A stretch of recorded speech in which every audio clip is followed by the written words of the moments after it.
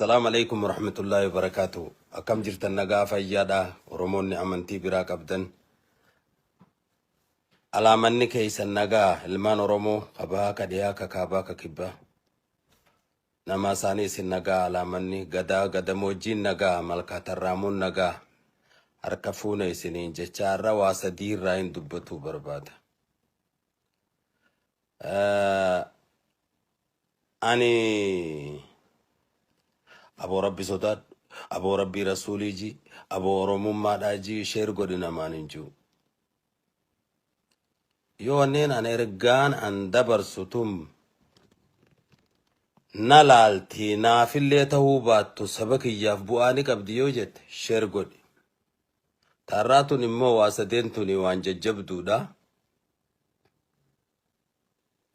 إيقاد أقيفة تنبودا يو شير قوتني والبران جيسن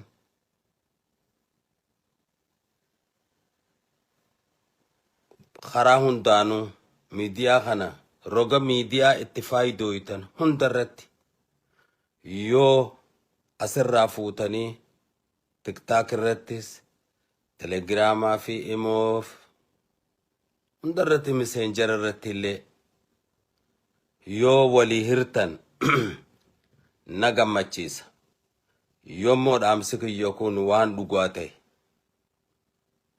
يو روموف بوا قباتي يو نين دبدو كن وان دانتاتي جارت هنداين تايني دانتا سباتات شيرغودا واسديني نسينيتو توكو لينيا كان مجان علمي براتو نانو أوداير راكيه ودوغا چرو ديمو دلوتا چروتي أربركتي تكاهو أنا رتي مكينا رابو فمي أجي فمي علمي براتا بيك بدي بران قب ورانا رتين قب نما ورانا رتين ليو قبرين أجي سنگا هيرا الدنيا بيجالفات كان أمانتنا أما كن هير أما كن كواداي قوما رحمادا واني جنون جرتو أجي سن namni kun nama ilmii baratu mucaan kun badii takkallee hin qabu ajjeesaniiti darbanii jechuudha. Namni qabamee mana murtiitti dhiyaate hin jiru. Warri kuni warreen nagaya eegu warra nagayaati jedhaniiti. Koree nagayaa jedhanii gubbaarra 4 kiiloorraa hanga araddaatti hanga gartee kaantiibaa magaalaatti warra jaarame jechuudha. Dura ta'an isaanii Muummicha ministeera Abiy Ahmed waan ifataa'u namni kun isiniif hin ta'in illee yoo jiraattan handhiifama naa godhaa warri kun ittiin gammanne akka jirtaniin beeka garii immoo keessaan itti gammaddaniituma gubbaa kanaan fuula sun tursitanii hin dhabamu ilma namaati bada ilma namaati si galee nama tokkoon ajaa'ibe nama kana waliin dirree qabsoodhaa turre amantii islaamaa namni mataa ol qabe Abiy Ahmed je Abiy Ahmed yaamee sheekotii 4 kiiloodhatti aftirsiisaa achitti soomana fursiisee azaana iqaama salaataa jeeni waan takkaan ta'in hogguu godhu bobbaan isaa moota biraa naannoo Amaaraatti masgiida Qur'aanni kalaamni Rabbii keessatti harkama 37 gubamee namni tokko mana murtiitti dhiyaatee hagaafatame hin jiru. Hin ajaa'ibe nama san akkamitti yaadee jee. Ni jaarra jedhanii naannoo Shaggarii masgiida diigaa turan. Haga ammaa wanni ijaarame hin jiru. Hogguu kana amantii islaamaa akkamitti akka mataa ol qabe namichuma saniif hin dhiisa bichuma waan kana jeef hin dhiisa sanuu nama waa hubatu nama dirree qabsoo ture akkamitti waan nuti hin agarre arke jechuuf hin jee sani sumaaf hin dhiisa mizaanaaf ammoo ummata oromootiif hin dhiisa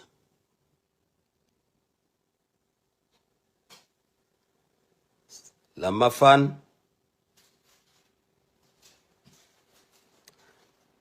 أما قوي مالا مدورة جولو ما إلمي برات تقارو نمني قارون برنوتا كيستي بكا أمانتيتيس فودميتو مخوتا tokkuma tokkoon guuranii namni dubbatu hin jiru mana murtii namni dhiyeessu hin jiru karraa du'ees boohee jeetuma callisaa jechuudha ajjeesan naannoo awwadaayitti maaliif ajjeesan maal balleeyse ummanni oromoodha odoo amantiidhaan addan qoodamne nuti oromoo waa lama qofa addaan qabna amantii sadii qabna islaama kiristaana waaqeffataa qabna waa lama qofa adda qabna waa hunda waliin qabna jechuun wanni lamaan adda qabnu amantiidhaa fi jaartii qofa adda qabna waan kanarraa hafe guututti waliin qabna jechuun kanaaf awwadaa itti ajjeesanii jechuun watakka namni qabamee gaafatame hin jiru osoo ka cirootti jeesan san if gaafatame hawaasni kun bahee namni nama jeese abbaa fedhe haa ta'u mana murtiitti seeraa faadhi haatu jedhanii gaafatanii san lamuu deebi'anii hin ajjeesan kalamada kan sadaffaadha dhiyeenya kana naannoo Harargee dhiyaa Gambeela Jilboo naannoo Machaaraa fi mata guddeessaa kanatti miicataatti waraana bilisummaa Oromootii fi kan mootummaa jidduutti lolli ta'e lola kana jidduutti dhumaatiin waraanni mootummaadhaa hedduu dhume achii gaddeebi'aniiti nama qe'uma taa'ee diin barsiisu ka humata kan balleessin ka magaalaa humbee ilmaanuma biyyaa diin barsiisaa namni jummaa faa baheetuma duruu qotanii fi gargaaran nama sheekaati Shee Abdurrahmaan Nooleedha achitti ajjeesan akka malee dhaarrifadhee jechuudha maaluma balleessee jee hogguun gaafadhu atiitu lola waboo wajjiin goone arba'uuna nu qaraatee akka waboon nu moohattu nu gootee jedhaniituma mataa keessa dhawanii biraa deemanii namni gaafate hin jiru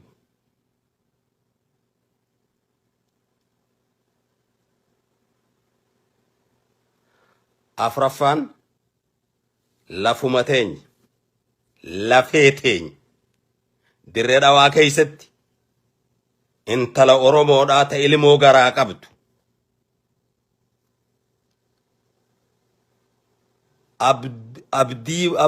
abdii boruu hin ji'in jechuudhaaf naannoo abdii boruu jedhamtuutu dirree dhawaa keessa jira hin ji'inii maqaa jijjiirrannaa jechuudhaaf Soomaaleen intala garaa qabdu ajjeeftee jechuudha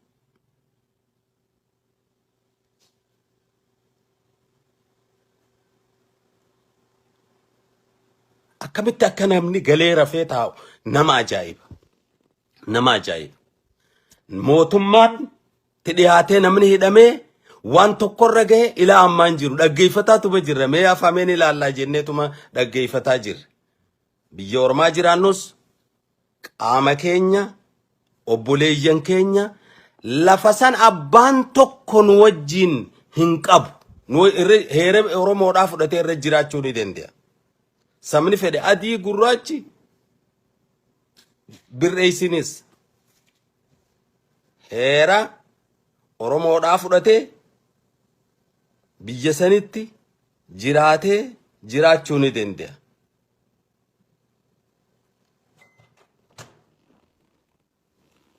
wanni hedduu nama ajaa'ibu keessaa kaansilaayis kaamman gubbaa jiru kun kan ilma abbaa gadaatiitu mana mootummaa jira. Oromiyaa Oromoodhaa bulchaa. Federaala Oromoo bulchaa. Bakkayyuu Oromoo bulchaa jaan kana nama sadii waan akkana haasa'u. Na caqasaa Oromoo. Namni sadeen faarsee bulaa. Raabsee bulaa. Sadeen walirra hin jirre. Isaantu kana haasa'u. Oromoo bara sabboonummaa Oromoo bara dhibbaafiin cabsaan bifa fi jijjiirratte itti fufaa jirti. Kanaaf amma Oromoo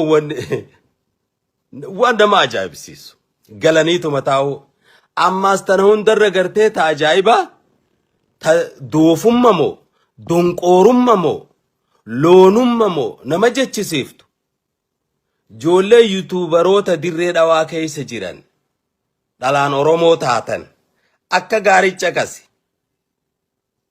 akka gaarii dhaggeeffadhu. Bulchaan keenya dhaqee ta ziyaarratti argamee imaanaa sabrii isinii haa kennu jedhee intala warri namni irraa du'e sabbarsiisee jira. Maal jechuu barbaaddeeti? Ka hin jettuun hawaasa keetiin lafa. Dachii teeta namni umrii dheereeffatuudhaaf wayyaaneen sirraa fudhatte umrii dheereeffachuudhaaf namaa hirte. Teessee laalta dirree dhawaa bara shan kabiraa bulche bara shan Oromoo bulche bara shan kabiraa bulche. Maaliif nuti qe'ee namaa dhayinee akkasi bulchaa ni jirra? Hin dalagu kun amma booda. Hin dalagu kun amma booda. Arrarraa qabee hin dalagu. Kanaaf Oromoon qophaa'aa. Nuutu if kabajaa if dhoowwe. Nuutu mee arrarra boru wayyooyti jennet wanni wayyaa waan jettu Oromoo duguuguudhaaf dachii Oromoo bal'oo dhiphisuuf heddummina Oromoo gabaabsuuf waan kalee lafa kaayame Mallas Zeenaa jeesan saanii gara gaggalchaa jiraa jechuu Abiyyiin. Shimallis waan inni godhi jee godhaa namni jeesanii dhiisanii gaafatuu hin danda'u maaliif jeetis gaafachuu hin danda'an maaliif jennaan nama namni tolchee dhaabe. Akkuma kalee gartee isaan namaa ergamaa turanii warra kalee namaa ergamaa ture har'a qeyroo mootummaa goote. Gaariidha. Hammeenya qabu kun. Yoo biyya san ilmaan Oromootii fi dachii Oromoo irratti Oromoon salphatuu baate. Qe'ee namaan dhayi. Waajirri warra Ogaadeen godeedha. Godee dhayinee nuti amashan Oromoon bulchitee amashan Soomaaleen bulchiti qe'ee namaan dhayine nuti qe'ee teenyatti sababni kun ta'uuf maali qe'ee ilmaan afran qallootti.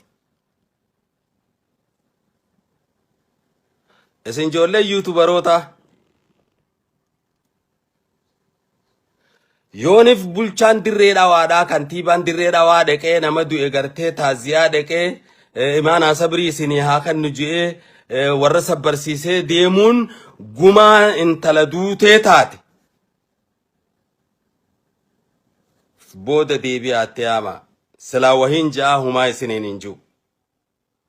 Maaliif jennaan atiisan to'ana yoon siin jeellee kuma nama ifiin jee taa abbaan if arrabsee fi abbaan if dha'e if hin dandamu keessa deebi'aa sammuu teessan gilgaala alaala. Yommoo dantaadhaan hidhamtanii raabsee bulaa fi faarsee bulaa fi sadeen walirra hin jirre taaneeti dirree dhawaa Oromoo wajji namni biraa haa bulchu nuti nama ammatu gaafa iidaa waan isin dalayda hujii isin dalaydan hundan ilaallaa bar ilaalla. Tokkummaa akka isin barbaaddanii waliin jireenya akka isin sabaaf sablammootaa wajji barbaaddanii warri sammaan feene kabiraa maali? Gaariidha. Wanni isin gootan sabaaf sablammootaa wajji buluun ayyee. Hai nu jeesanii nu wajji bulanii qe'ee teenya irratti kun hin dalagu. Ijoollee yuutuubaroota warri hawaasni isin hordof waan kana gadi fageenyaan akka gaariitti itti yaada. Amma booda wanni akkasii yoo hadhuftu taate wanni akkasii wanni akkanaa ni dhalatti silaa qabsoo ni eegalamte malee xumuramne yoo yaada akkasii ka kennattan taate sungaa malaa fi abbaadha mataan naannoo didee hamashaadhaan mayra tateeysanii ichiiniin bira kutu.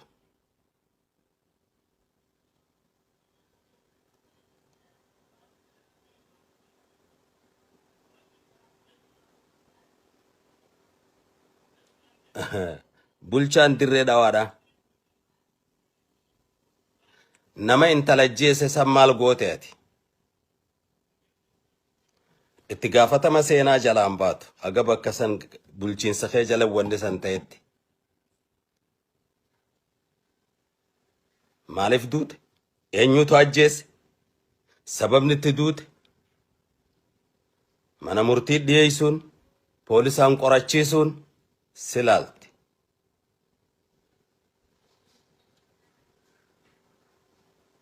Amma booda moo sibira dhufee namni biraa magaalaa saniin bulchu tan akka gaariitti hubadhu.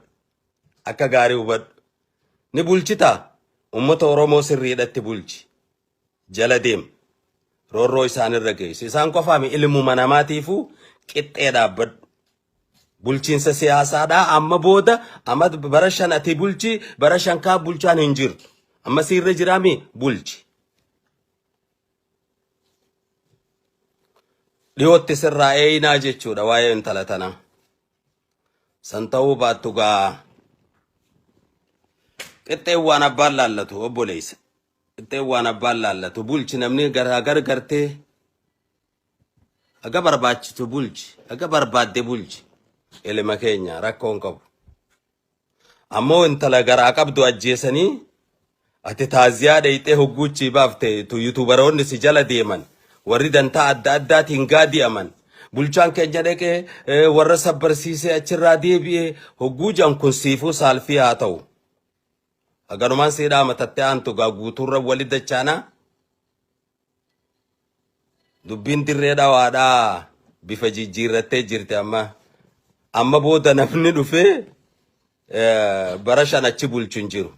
Oromoo qofaa bakka san bulcha. Maaliif jennaan nuti qe'ee namaa hangan dhaqinitti qe'ee teenyamaa namni nu wajji bulchu.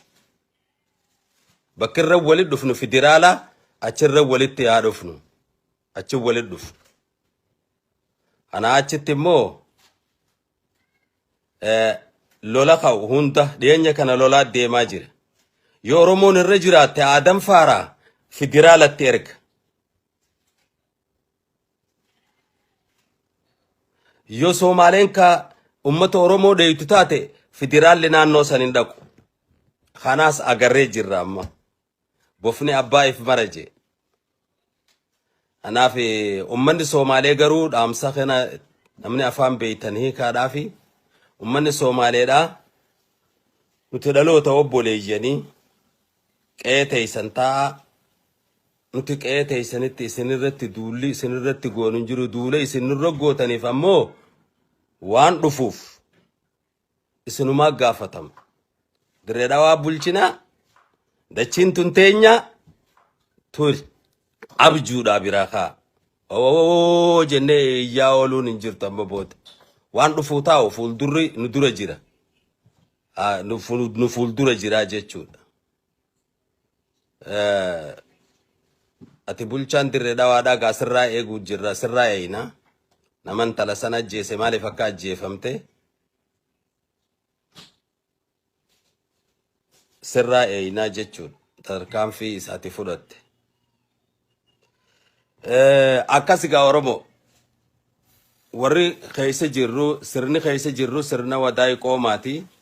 Sirni wadaa'ii qoomaa ka Oromoo biyya bulcha janis Oromoo miti wanni biyya bulcha gartee maqaan Oromoo ta'ee roorroon ta durirra jabduudha ta Minilikii fi ta Haile Sillaasee ta Dargiitii fi ta Wayyaaneerra hamtuu jechuu ta Oromoo duguydu waan taateef abbaan laallata.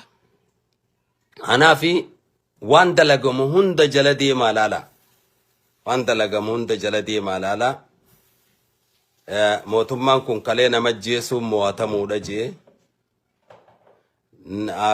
Nutilleen biyya alaatii dheeyidee dhaadheeysaa turre. Bakka saniin jirtu dubbiini. Akka saniis hin jirtu.